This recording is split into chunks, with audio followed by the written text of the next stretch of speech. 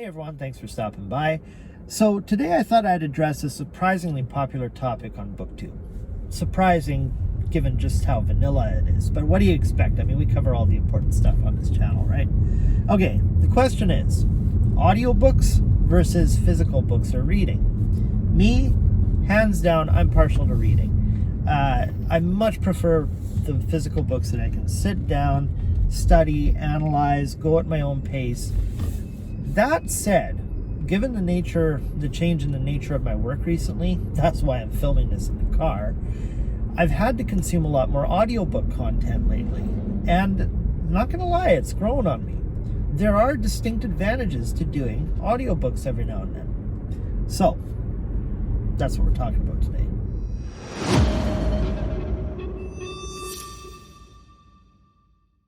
Okay, everyone, so I've got this topic sort of parsed out into pros and cons list for audiobooks and reading. So let's talk about the cons of audiobooks. They're difficult to navigate, first of all. See, in my car, I have the ability to, turn this little mouse and it's not touchscreen up here, so I'm not having to go and touch the dash all the time to back up 30 seconds or go forward 30 seconds or bookmark something or adjust the speed of the reading level. So it is a little more handy in my case, but even then there are times, you're signaling, you're driving, you're doing your thing, or if you're doing dishes, for example, like Murphy Napier, she says that she does a lot of audiobooks when she's doing the dishes. Well, your hands are all mucky and you're not going to back up, and you miss a lot with audiobooks. They're not as easy to navigate. You can't look up words as easy. There are certain words that sound very similar to other ones and they're lesser used, and so while I like using the digital assistant Siri, I can say, hey Siri, define such and such, but there's an upper limit to that, right? You can't she won't recognize certain words because voice recognition is not it's not fully developed yet, even still all these years later. So it's still very cumbersome, and when you're driving, when you got your hands full, you're not going to look stuff up. I mean, I certainly hope you don't look words up in the dictionary when you're driving. So that's an issue. You can't explore certain concepts. You can't wiki certain topics that you're hazy or vague about.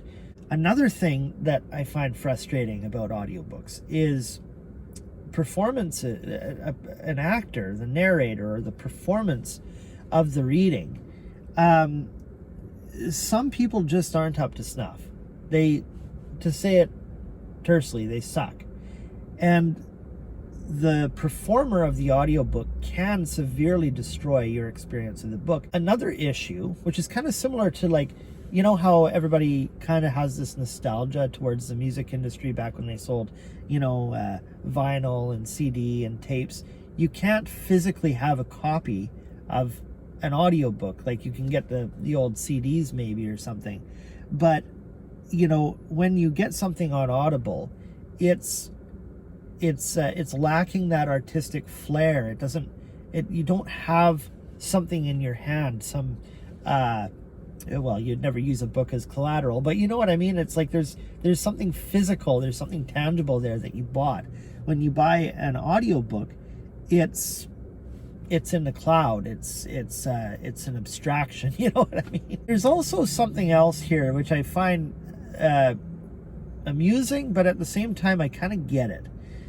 If you look on booktube, lots of people have opinions, very strong opinions, about audiobooks versus reading, and there is kind of this imposter quality to consuming audiobooks that it sounds completely ridiculous. People act like you're cheating or something, and it is ridiculous. Don't let that turn you off from doing an Audible, because there's still plenty of merit to be had from an audiobook. But I kind of at the same time get that feeling that you're cheating, you're not getting the most out of this book. So, and another thing is, these are authors. Oftentimes this is the magnum opus of their life's work. Ludwig Wittgenstein, for example, he didn't publish much one of the best, I would say, the best philosopher of the 20th century. And you picture yourself sitting down to, his Tractatus Logico Philosophicus, doing the audiobook, and it's like, no, you just can't do justice to it, man. That book needs to be analyzed word for word, line for line. Other authors, like the Tao Te Ching by Lao Tzu, or one of my favorite philosophers, Thomas Nagel. That guy, yeah, you could keep up with it if you were very tuned in, but you're not going to get as much out of those books if they're done, if they're read to you. It's the filet mignon of a life's work, and it just, to reduce that to an audiobook, I don't know. All right, let's discuss the upshot of doing audiobooks, and there's many of them. First of all, you can do hands-free or multitask. That is the central thing about audiobooks. I mentioned I'm working over full-time. Like, many weeks I'm working over 60 hours. I'm not going to come home and read a book, for heaven's sakes. Like, I'll maybe get through 2 minutes and I'll be snoring. So, the whole point of this is, my philosophy is, it's better to consume a book, even if you're not getting much out of it, than to not have done it at all. So, yeah, okay, there's problems with audiobooks, but you can at least get it, if you got lots of driving in your day, if you have, if your work is monotonous, say you're a janitor and you got 3 hours of mopping in front of you, or you're a mother that does cooking and cleaning, or, things that don't involve a whole lot of mental strain, you can get your audiobooks. It's easier on the eyes. Eye strain is real, guys. I mean, I'll tell you in a minute, but it's anyone who's read north of 2-3 hours in one sitting, that it's very tiring, and it's physically tiring too, to read. With audiobooks, you're already out and about, you're already doing things, so it's physically less demanding. And anyone who's done a readathon, it's hard to sit down for 8 hours at a time. Not many people do that, but if you're going to sit down for 8 hours at a time, you are drained. Not so much with audiobooks. I mentioned earlier about how audiobooks are performed. They're acted, right, when they're narrated. And a performance can kill an audiobook, but it can also make an audiobook. I just mentioned to you the other day that I was listening to Gulliver's Travels, and it was performed by David Hyde Pierce. I mean, the guy was brilliant. He kept up that, Elizabethan to early modern English accent, where you're trilling the R's, and he's got such a restful voice. I mean, the guy is friggin' brilliant, and he's one of the best actors out there. So, he made that experience better than if I had personally read it, and he actually put effort and research into every way he would pronounce each sentence. Furthermore, lots of works on Audible are performed by the authors, and so it's very difficult to sense tone in the written word. I mean, that's the problem with text, right? It's very difficult to know exactly how something was meant to land. But recently I was listening to I think it was an 800-page book, Obama's memoir, and it was performed by Barack Obama, who, he's kind of he's a very thoughtful, extemporaneous speaker, right? And there's fits and starts with him. But I mean, think about it. This guy, when he's reading his audiobook, he's delivering that sentence, that paragraph, any thought that he's trying to convey. He's thought about each one of those things for hours at a time. And so he knows precisely how it's going to land, and it's delivered with the exact precision that he meant to have it read, because he's performing it. So a performance can really make an audiobook, and it can enhance your experience with that book more so than just reading it even at times. There are exceptions, of course, but that's a really big plus with audiobooks that you just can't give to reading. Audiobooks can be cheaper. You go to the bookstore. I mean, let's just say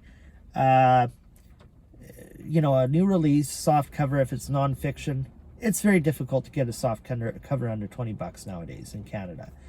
If it's hardcover, geez, I mean, it can range from low 30s to high 40s and even higher than that.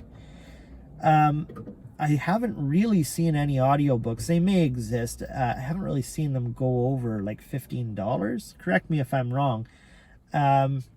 So like, if you're talking about just consuming that book, you don't care if you have a physical copy of it, it can be the cheaper way to go. In fact, it's also cheaper in terms of dealing with classics, because, as I said, not just on Audible, but especially on YouTube and LibriVox, you can come by virtually all of the classics for free.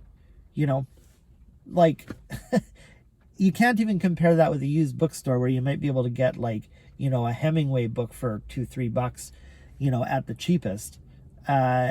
This, many times it's included in your Audible membership. You don't even have to use a credit, but failing that, you can go on YouTube or LibriVox, and I think there's other sources too. So that's really cool with audiobooks. It's easier to share quotes and clips to people. In fact, you don't even run into very many copyright issues doing this unless you're sharing, like a whole chapter or something. I think they give you about 30 seconds on Audible. You can bookmark it. You can put a little note there, like if you're, quoting Kim Campbell, or if that particular paragraph that's really well worded is talking about a particular topic, give it a tag name. That way it's not just a timestamp, and you can share that. And like, why wouldn't Audible allow that? It's free promotion for their book. I do this all the time in my own videos when I'm vlogging about what I'm reading. I'll always share like 1 or 2 clips from the book that I really enjoyed. Can't really do that with a book. You take a picture and you crop it, or you dictate it into your notes or something and then you lose it. This is so much better. And I would say the other thing too about audiobooks is, there's been studies about this. You retain more, like cognitively, you retain more when someone has spoken it to you. You don't have that as much with reading. There's exceptions. Some people do better with reading. This isn't like some hard and fast rule, but that is the tendency. Okay, so now let's talk about the pros and the cons of physical books or reading. And there's most of these, I'm not going to spend as much time on it because, by process of elimination or implication of what I've already mentioned, I was basically just repeating myself. But you can't multitask with reading a book. You can't get comfortable for longer than 20 minutes. It's very hard to find a position that you can retain, that you can maintain for longer than 20 minutes without getting cramps and things like that. So I kind of prefer audiobooks in that sense. They cost more. Reading books, I think, is a more costly venture.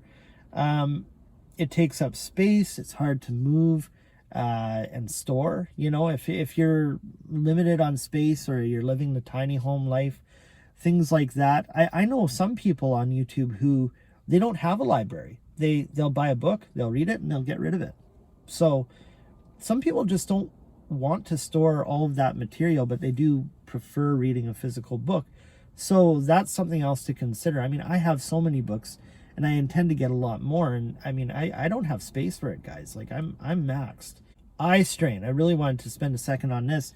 I actually really damaged my eyes. I would say about the last year, or maybe a little more. I was doing lots of readathons, and I strained my eyes so bad that when I started to notice that they were getting really bad and I was getting really bad headaches, I took a break, and my eyes have not improved ever since. If I read for longer than 2 to 3 hours, I get a massive headache. I feel like I'm hungover in the morning. That's hard. I feel really like I've missed out on something, that I can't read like I used to. I did get eyeglass prescriptions, and I haven't, because I've been so busy, I haven't really gotten a chance to use them much. I'm sure that, it will eliminate my eye strain. But eye strain is real, guys. It's like staring at the sun. Be sure to give yourself lots of rest time. if you're on a readathon, I did lots of that. There were days that, there were months where I was reading, 8 hours a day. That's going to catch up to you. You can damage your eyes, so be careful with that.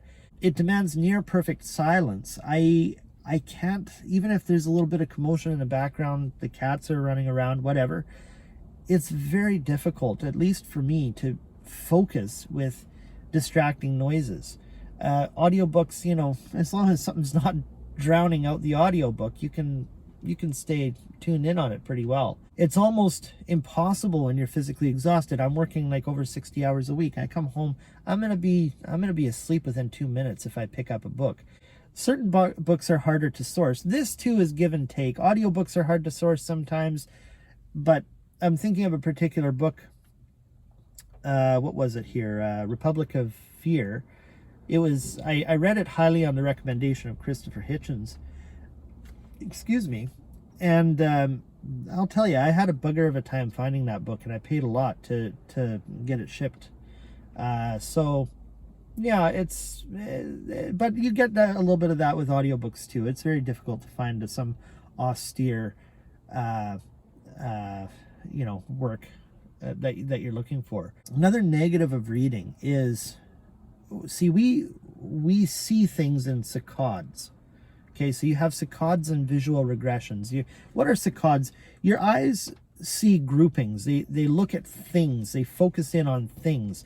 When you're looking at a page, it'll focus in not on one individual word. It'll focus in on like 2 or 3 words, and then you bounce and you bounce and you bounce. Here's something. Go into the mirror and just try to follow your finger like this. It's difficult to keep it a consistent pattern. Your eye is apt to, jump around, and especially if there's a long word or a word that you're not as familiar with, you'll read it and then you'll be like, was that what that word said? And you'll habitually go back. And so that's a visual regression. And that's, speed readers have a hell of a time weeding this out of their eye behavior, I guess is what you would call it. So that's difficult. Now, the pros of reading, I've already mentioned this basically, but let's just go through it. It's more tactile.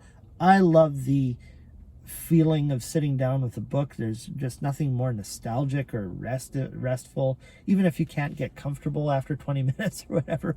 There's just nothing like picking up a book. And that there is something to that. It's actually a form of meditation, hey? Reading is a form of meditation. That's why I think you are more prone to get distracted and go down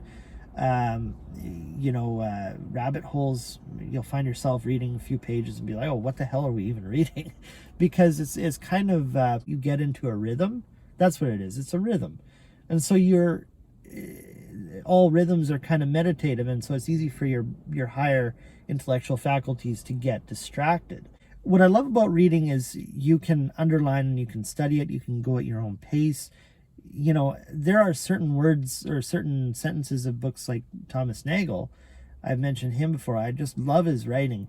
But he's very, very thoughtful. And I'm not kidding you. There are sentences of Thomas Nagel that I have read 50 to 100 times because I'm not really getting what he's saying. And then finally I get it. And I love it. And so I memorize it. And so, yeah, you don't have that ability with an audiobook. You can't really take it apart and digest it.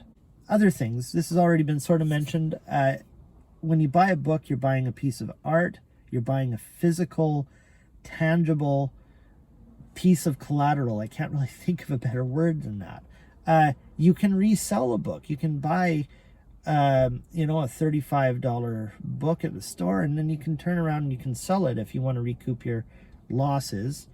And not that reading is ever a loss, but you can have read that book for like $15, or if you get a deal on it, you can make a profit if you're into book selling. Oh, and one more thing, reading is connected to intelligence and it's connected to your problem solving. It does improve IQity.